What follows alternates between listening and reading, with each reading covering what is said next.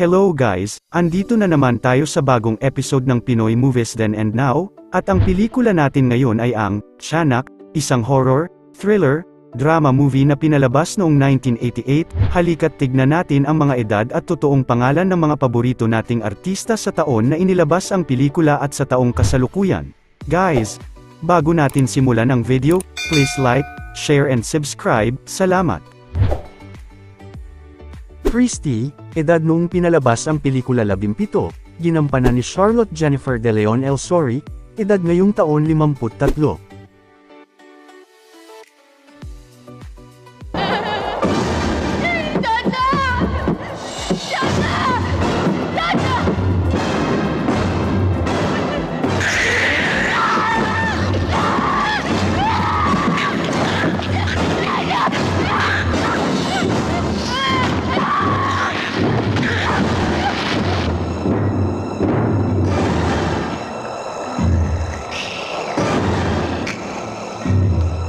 Jojo, edad noong pinalabas ang pelikula 17, ginampanan ni Ramon Christopher Gutierrez, edad ngayong taon 53.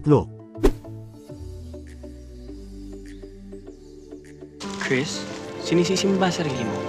Bakit? Dahil pinulot mo yung baby. Hindi. Hindi ko naman alam eh. Kaya susunod, huwag kang bastang-bastang pupulot ng kung anong baby.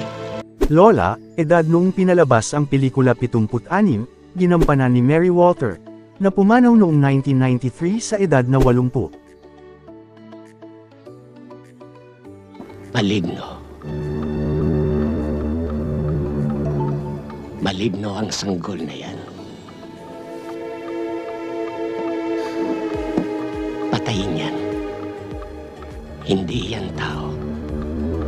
Lahat tayo ipapatayin ng malignong yan.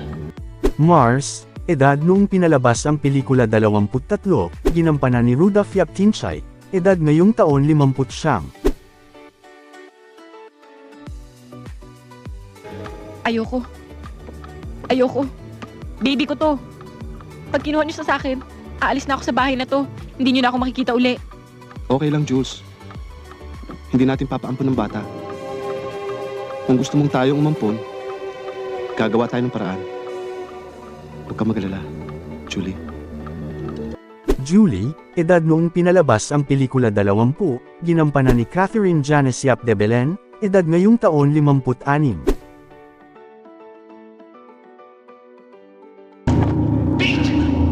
In this goddamn house! Make me mad! I warned you I'll slit his throat! Or my son. I warned you!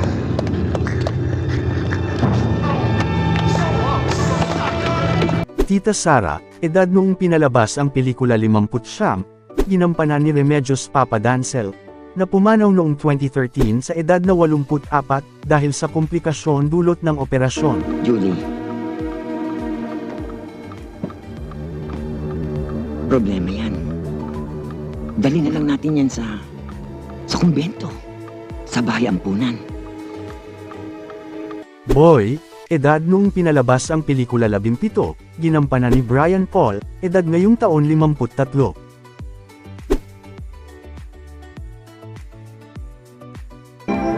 Baby? Pinulot ni Aling Nelia. Tapos, hindi na tao. Hayop. Bigla na lang sinunggaban si Aling Nelia.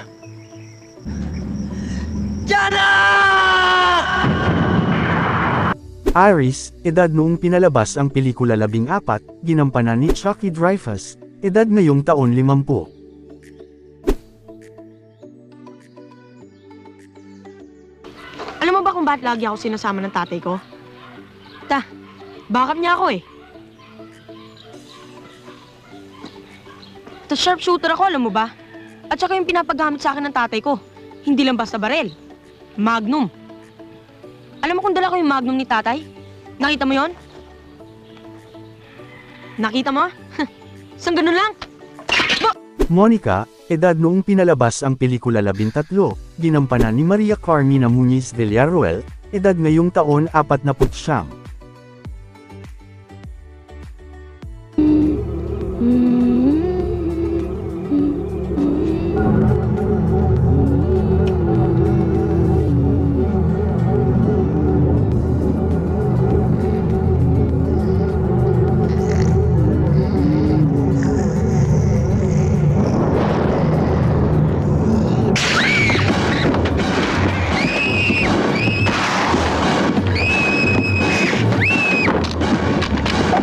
Dr. Violet, edad noong pinalabas ang pelikula 32, ginampanan ni Susan Gonzales, edad ngayong taon 68.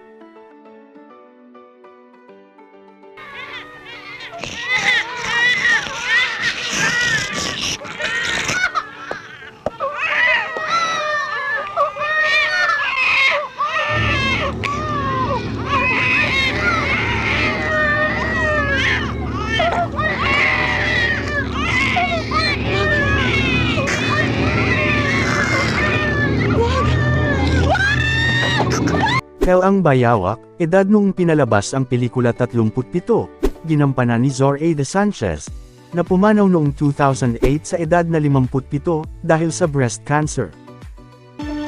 Hindi pwedeng patayin Tiyanak? Paano yun? Apoy. Apoy lang ang papatay sa tiyanak. Ni hindi mo siya pwedeng lunurin. Ni hindi mo siya pwedeng ibaon sa lupa. Ni hindi nga kailangan nun ng hangin para makahinga eh. Apoy lang talaga. Pero, hindi mo mapapalapit ang tiyanak sa apoy. Jopet, edad noong pinalabas ang pelikula 38, ginampanan ni Crispin Parungao Medina Sr., edad ngayong taon 74.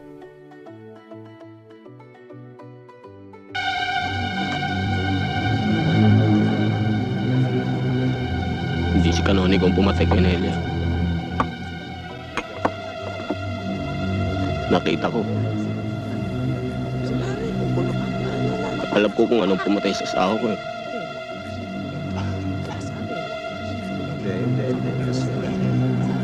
Tiyanak. Lieutenant Mac, edad noong pinalabas ang pelikula 44, ginampanan ni Ray Ventura, na pumanaw noong 2001 sa edad na 57 dahil sa kanser sa buto. Pairam naman ang baril mo. Oh. Ang tabo ko, no? Akala ko ba nahanap mo na yung magnum mo? Oh, Oo nga eh. Pero kaninang umaga, pagising ko, nawawala na naman eh. Una po, pumasok Eh, paano masasalvage pag uwi ko mamaya? Nagsama, baby.